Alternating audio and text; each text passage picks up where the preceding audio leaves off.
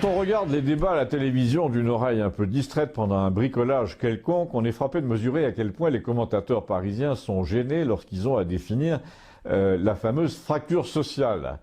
Ils ont du mal à voir où passe la ligne de démarcation, le bord de la plaque tectonique, là, et à la matérialiser. Et pourtant, même à Campagnole, on la voit passer, c'est vous dire, il suffit de mener une enquête discrète qui commence par exemple au bar Café Loto, dont je vous disais il y a 2 ans déjà que c'était un trop petit café pour qu'il intéresse la Française des Jeux, ce qui fait que l'affiliation au réseau de détaillants Française des Jeux a pris un certain temps, mais finalement, il y a 6 mois, notre café est devenu un point d'enregistrement du loto, non sans certaines réticences au départ, m'a dit le patron,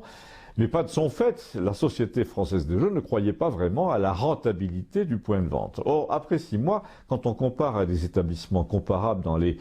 3 villes voisines, eu égard à la population, notre café est systématiquement en tête, ce qui veut dire, hélas, que la ligne de démarcation entre la France des gens aisés et des gens mal à l'aise passe par chez nous.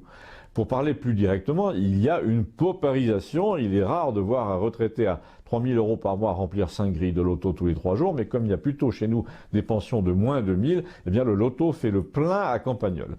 Pas parce que les gens ont besoin de rêver, comme dit la Française des Jeux, en tout cas pas de palmier de voyage. S'ils rêvent, c'est de pouvoir remplacer leur machine à laver ou leur voiture. Alors si vous continuez à mener l'enquête sur le tracé de la ligne de démarcation, je l'ai repéré, cette ligne, là, en bas de chez moi, le long de la rue principale, où devant la mairie alternent les voitures de vrais campagnolais, c'est-à-dire pour la moitié d'entre elles des Renault Express de 10 ans d'âge, des berlingots souillés et rouillés, des 306 et d'autres voitures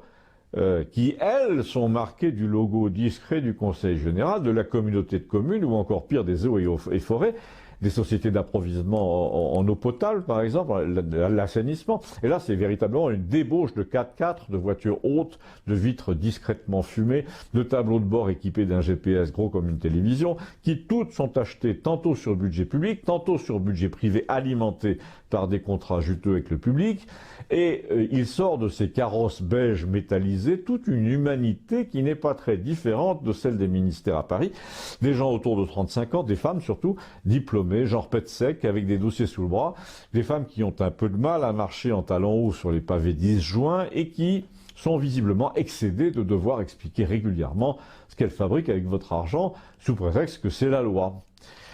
Et quand vous assistez à l'une de ces réunions qu'ils appellent publiques, mais du bout des lèvres pour éviter que trop de gens fassent preuve de curiosité, quand vous vous asseyez à 20h30 sur une chaise en plastique pour écouter ce qu'elles ont à dire, ces dames, vous avez l'impression de tout comprendre après coup à ces histoires de grand débat national, parce que jamais, pendant le grand débat, vous n'avez assisté aux mêmes scènes que chez nous, quand un pauvre type qui ne s'en sort pas commence ses phrases par « c'est bien joli tout ça, mais généralement, ce genre d'entrée en matière veut dire qu'il va être question de choses désagréables comme les fins de mois, la sottise de l'URSSAF, la multiplicité des normes en matière d'hygiène, de traçabilité, de construction, etc. » Et le soir où j'ai pris la température, lors de l'une de ces réunions, Gustave, qui m'accompagnait, a carrément plombé l'ambiance en demandant à la jeune femme qui venait nous parler de territoire « Attendez madame, là, vous venez de dire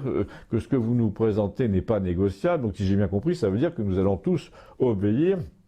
à vos préceptes, là, qui sont tombés pour la plupart des directives européennes. Mais j'aimerais que vous nous disiez, puisqu'il y a un représentant de la presse et quelqu'un qui filme avec son téléphone, si madame,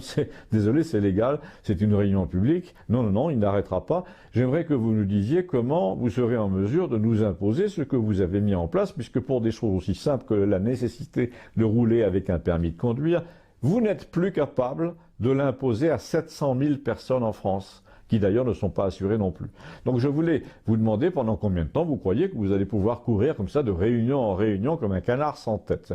Et alors là, la fille a demandé qu'on expulse Gustave et qu'on consigne ce qu'il venait de dire comme susceptible de lui valoir des poursuites.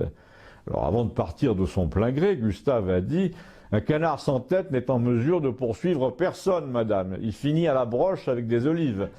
Et là, elle a demandé à ce qu'on consigne l'expression à la broche comme une offense sexiste. Et Gustave s'attend donc à être convoqué à la gendarmerie d'un jour à l'autre. J'allais oublier, la ligne de démarcation traverse souvent les cours des gendarmeries. Abonnez-vous, ça devient un acte de résistance. Merci.